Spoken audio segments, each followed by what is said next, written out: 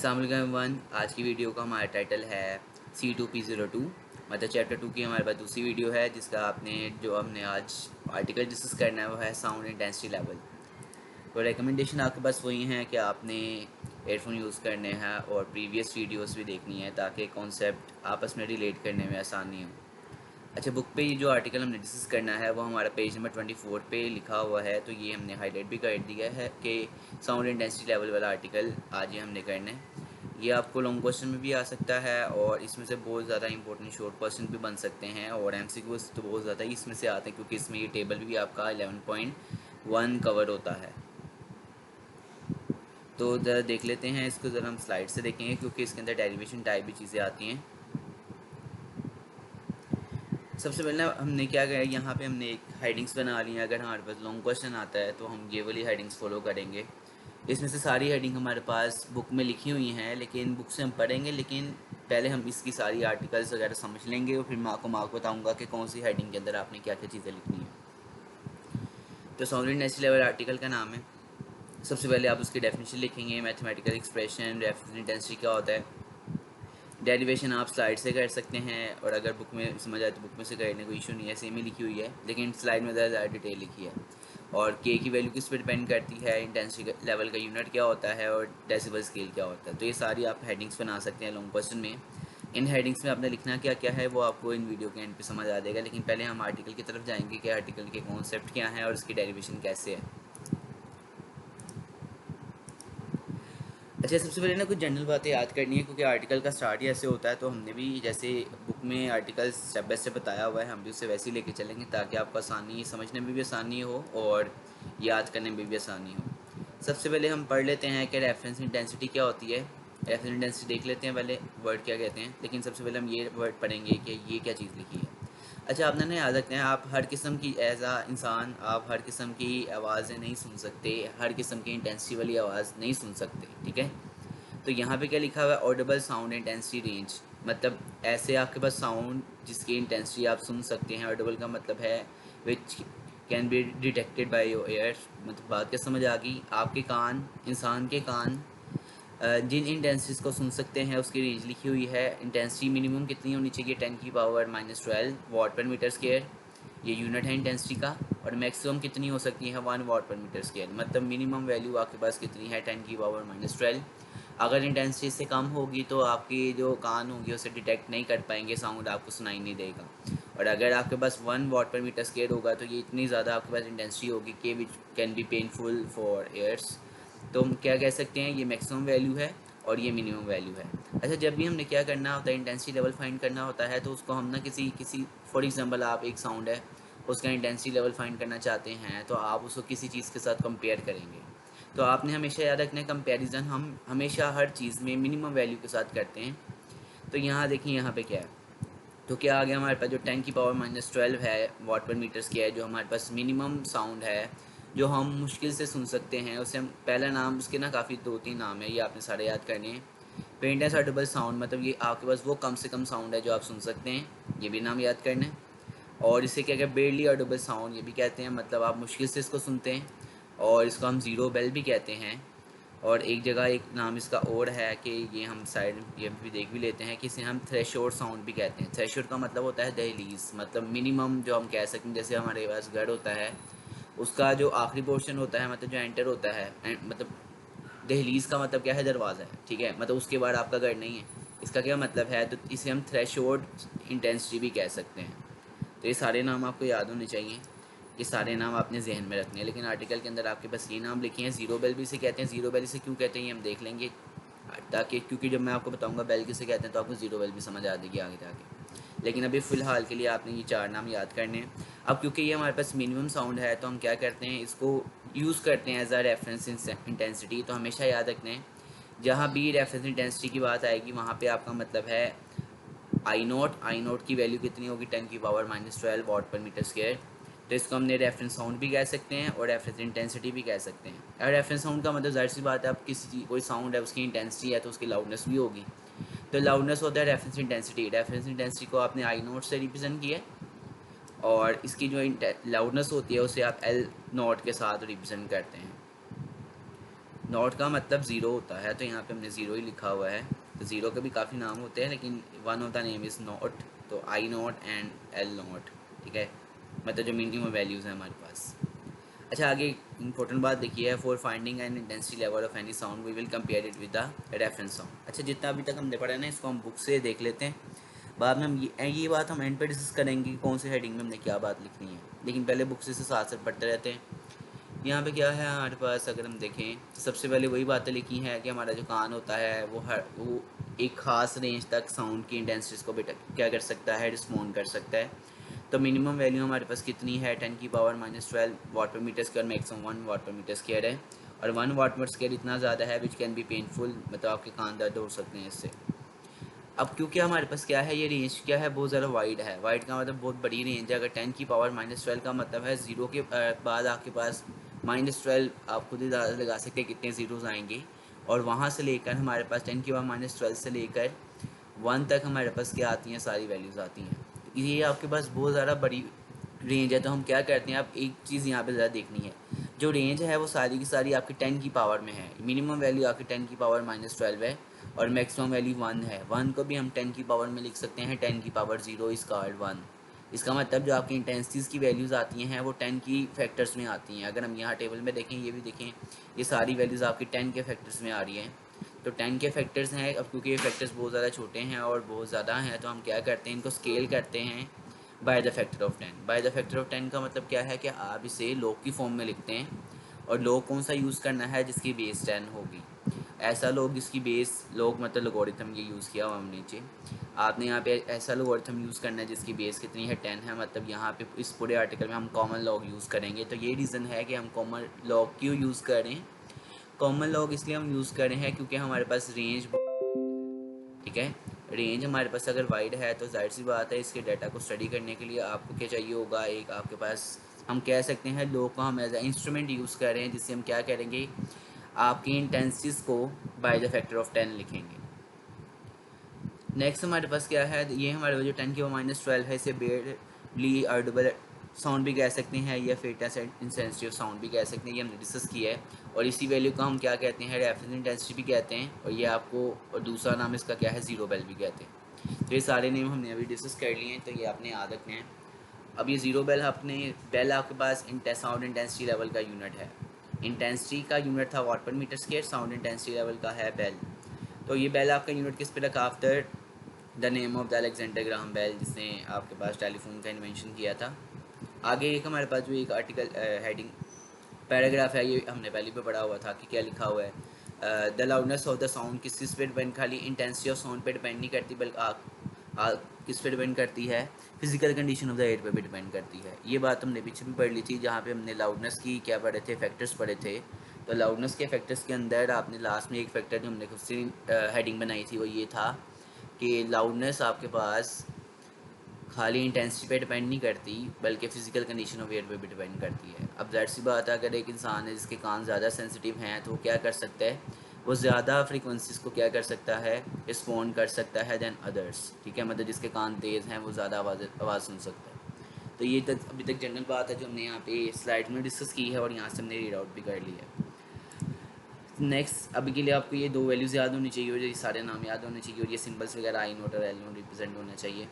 अब स्लाइड में हम नेक्स्ट देखेंगे डेरिवेशन, क्योंकि बाकी सारी चीज़ें बुक में डिस्कस हैं। डेरिवेशन के साथ आपके बाकी सारे पॉइंट्स भी क्लियर हो जाएंगे। अच्छा, सबसे पहले हमारे पास है डेरिवेशन के अंदर हम पढ़ते हैं कि वेबर फ्रेक्नर लॉ क्या होता है। वेबर फ्रेक्नर लॉ के मुताबिक, अब ये लॉ हमें ना पहले पता है, अब यहाँ पे अगर हम जनरल सी बात करें, हमें साफ पता है कि अगर क्या होगी, अगर लाउडनेस ज़्यादा होगी, लाउडनेस कब ज़्यादा होगी, जब इंटेंसिटी ज़्यादा होगी। मतलब सिंपल सी बात है, इंटेंसिटी हमने क्या पढ़ा था, इंटेंसिटी का मतलब है कि किसी पॉइंट पे आपके पास साउंड एनर्जी कितनी है रिसीव हो रही है। अगर हम इसे उर्दू में पढ़ें ऐसे कॉन्सेप्ट, इंटेंसिटी का मतलब है कि किसी जगह पर आपको साउंड की एनर्जी कितनी रिसीव हो रही है पर सेकंड। तो जाहिर सी बात है, अगर एक साउंड की लाउडनेस ज़्यादा है तो उस आपके पास क्या रिसीव होगा, आपको किसी भी पॉइंट पर उसकी जो आवाज़, जो साउंड एनर्जी पर सेकंड आएगी, वो क्या आएगी, ज़्यादा रिसीव होगी। तो यहाँ से समझ आता है कि लाउडनेस और इंटेंसिटी का आपस में डायरेक्ट रिलेशन है। लेकिन यहाँ पे लोग हम क्यों यूज़ कर रहे हैं, लोगरिथम कॉमन लोग हम इसलिए यूज़ कर रहे हैं क्योंकि आपके पास यहाँ पे साफ साफ मेंशन, हमने पीछे भी कहा था कि आपके पास इंटेंसिटीज़ की रेंज बहुत वाइड है, तो हम इसलिए 10 के फैक्टर्स में लिखते हैं। 10 के फैक्टर्स में लिखते हैं क्योंकि कॉमन लॉग की हमारे पास बेस जो होती है वो 10 होती है, तो इसलिए हमने यहाँ पे आई के साथ लॉग लगा दिया है ताकि आप इजीली हम इसे क्या कर सकें, आर्टिकल्स के अंदर डिस्कस कर सकें। तो वेब फैक्टर ला के हमारे पास क्या आएगा, तो देखिएगा, the loudness of a sound is directly proportional to the logarithm of intensity. तो यही आपके पास स्टेटमेंट यहाँ बुक में मेंशन है। तो अगर हम इसको यहाँ से देखें, ये क्योंकि ये आपका लॉ है तो ये आपको शॉर्ट क्वेश्चन भी आ सकता है। The loudness of the sound is directly proportional to the logarithm of intensity. यहाँ पे जो लोगरिथम का वर्ड है ये बच्चे भूल जाते हैं, तो आपने याद रखना है। अभी आपकी जो ई बुक है यहाँ पे कुछ आपकी ये सिम्बल्स का इशू है, तो डेरिवेशन जिसे मैंने स्लाइड पे लिखी हुई है। तो यहाँ पे क्या आ जाएगा कि आपके पास जो लाउडनेस है वो डायरेक्टली प्रोपोर्शनल किसके है, लॉग ऑफ आई के इक्वल है। ठीक है, अब आगे बात करते हैं। अब आगे हमने डेरिवेशन लेके चलनी है इसे यहाँ से। शॉर्ट क्वेश्चन में आता तो आप खाली इसकी स्टेटमेंट जो अभी हमने बुक से मार्क की है वो, और साथ में इसकी मैथमेटिकल फॉर्म लिख देंगे। और मैथमेटिकल फॉर्म के आगे क्या लिखा हमारे पास, ए प्रोपोर्शन के साइन की जगह के का वर्ड आ जाएगा, के हमारे पास क्या होगा, प्रोपोर्शन और कांस्टेंट और प्रोपोर्शनैलिटी आ जाएगा। अब फॉर एग्जांपल आप किसी एक स्पेस सेंटर में बैठे हैं या आप किसी लैब में बैठे हैं और आपको एक साउंड रिसीव हुआ है, लेकिन आपको ये नहीं पता वो साउंड किस चीज़ का है। अब जब आपको साउंड रिसीव हो रहा है तो आप इजीली इंस्ट्रूमेंट के ज़रिए से उसकी लाउडनेस भी फाइंड आउट कर सकते हैं और उसकी इंटेंसिटी भी फाइंड आउट कर सकते हैं, क्योंकि लास्ट में हमने पढ़ा था intensity is a physical quantity and can be measure accurately. मतलब आप इंटेंसिटी इजीली फाइंड कर सकते हैं। फॉर एग्जांपल आपके पास एक अननोन साउंड है और अननोन साउंड हम उसकी जो लाउडनेस है, फॉर एग्जांपल अननोन साउंड का मतलब क्या है, जिसकी आप क्या निकालना चाहते हैं, इंटेंसिटी लेवल फाइंड करना चाहते हैं। ठीक है, उसकी हमने एज्यूम कर ली है कि उसकी इंटेंसिटी कितनी है, उसकी इंटेंसिटी को हमने आई से रिप्रेजेंट किया है और लाउडनेस को कैपिटल एल से रिप्रेजेंट कर दिया है। और अगर हम ऊपर वाला लॉ इधर नीचे दोबारा लगाएं according to Weber factor law, तो यहाँ पे क्या आ जाएगा, आपके पास जो आपकी लाउडनेस है वो डायरेक्टली प्रोपोर्शनल किसके है, ये सिमिलरली ऊपर लॉग ऑफ इंटेंसिटी के इक्वल है। प्रोपोर्शन के साइन की जगह हमने इक्वल का साइन लगाकर के यहाँ पे इंट्रोड्यूस करवा दिया, which is called the constant of proportionality. अब यहाँ पे क्या बात याद रखनी है, यहाँ पे बात याद रखनी है अब, क्योंकि यहाँ पे के आपके पास क्या है, कांस्टेंट ऑफ प्रोपोर्शनैलिटी है। और आपने जो न्यूटन का ग्रेविटेशन लॉ पढ़ा था उसमें कैपिटल जी आपका कांस्टेंट था। आपके पास जो सेकंड लॉ न्यूटन था उसमें क्या था, के आपके पास कांस्टेंट था। और इसी तरह आपके पास जो हमने सॉरी कूलम्स लॉ तो अभी हमने पढ़ा नहीं यहाँ पे। तो याद रखना के की वैल्यू किस पे डिपेंड करती है, के की वैल्यू आपके इक्वेशन के अंदर बाकी सारी चीज़ों के ऊपर भी डिपेंड करती है। ये हम आगे जाके डिस्कस करते हैं अभी। चलें, तो यहाँ तक हम हमारे पास जो आ गया, ये इक्वेशन नंबर 1 आ गई है। नेक्स्ट हम देखेंगे, अब जाहिर सी बात हमने पीछे भी डिस्कस किया था कि जब भी हमने क्या करना होता है, इंटेंसिटी लेवल निकालना होता है, तो हम क्या करते हैं, उसे किसी रेफरेंस साउंड के साथ कंपेयर करते हैं। और रेफरेंस साउंड हमारे पास ये वाला गिवन है, तो हम क्या करते हैं, रेफरेंस साउंड क्या आ गया, दोबारा वेबर फैक्टर लॉ लगा देते हैं रेफरेंस साउंड के ऊपर। तो रेफरेंस साउंड की इंटेंसिटी आपने आई नोट से रिप्रेजेंट करनी थी और लाउडनेस एल नोट से रिप्रेजेंट करनी थी। तो दोबारा क्या आ जाएगी यहाँ पे, loudness of the reference sound is directly proportional to the log of the intensity of the reference sound. ठीक है, तो यहाँ पे दोबारा से के आपके पास आ गया, which is called the constant of proportionality. अब क्योंकि आपने इसे कंपेयर करना है तो हमने डिफरेंस निकालना है, तो आपने क्या किया, दोनों इक्वेशंस को आपस में से माइनस कर दिया। अब यहाँ पे एक क्वेश्चन आएगा कि हमने लाउडनेस ये वाली एल वाली पहले क्यों रखी है, एल नोट बाद में क्यों रखी है। एल नोट हमने बाद में इसलिए रखी है क्योंकि ये आपके पास मिनिमम साउंड मतलब 10 की पावर उस साउंड की उस इंटेंसिटी की लाउडनेस है जो मिनिमम है। मतलब एल नोट को आप मिनिमम इंटेंसिटी भी कह सकते हैं जो आप सुन सकते हैं, इसलिए हमने एल नोट को बाद में रखा है। जाहिर सी बात है, बड़ा नंबर पहले आता है, दूसरा नंबर बाद में, छोटा नंबर बाद में आता है, इसलिए यहाँ पे। तो आपने इक्वेशन 1 को 2 से डिवाइड कर माइनस कर दिया। यहाँ पे क्वेश्चन आपको क्लियर हो गया होगा, इक्वेशन 2 को 1 से क्यों नहीं डिवाइड किया। तो इक्वेशन 1 का लेफ्ट हैंड साइड पहले आगे, फिर माइनस करके इक्वेशन 2 का लेफ्ट हैंड साइड इस तरह, right hand side minus right hand side. अब अगर हम यहाँ पे बात करें, जो आपका ये एल माइनस एल नोट है ना, इसे हम कहते हैं, मतलब जो कंपैरिजन करते हैं। फॉर एग्जांपल आपके पास एक साउंड है, उसकी कोई ना कोई इंटेंसिटी है, लेकिन उसकी इंटेंसिटी लेवल क्या होता है, वो क्या होता है, उसकी लाउडनेस को जब हम किसी रेफरेंस साउंड के साथ क्या करते हैं, कंपेयर करते हैं। तो इसको अगर हम पढ़ें खाली इस चीज़ को, तो इस चीज़ को हम कहते हैं इंटेंसिटी लेवल या साउंड इंटेंसिटी लेवल भी कह सकते हैं। तो खाली जो हाईलाइटेड वर्ड है, इससे अगर हम डेफिनेशन बनाएं, माइनस का मतलब है आपने डिफरेंस किया है।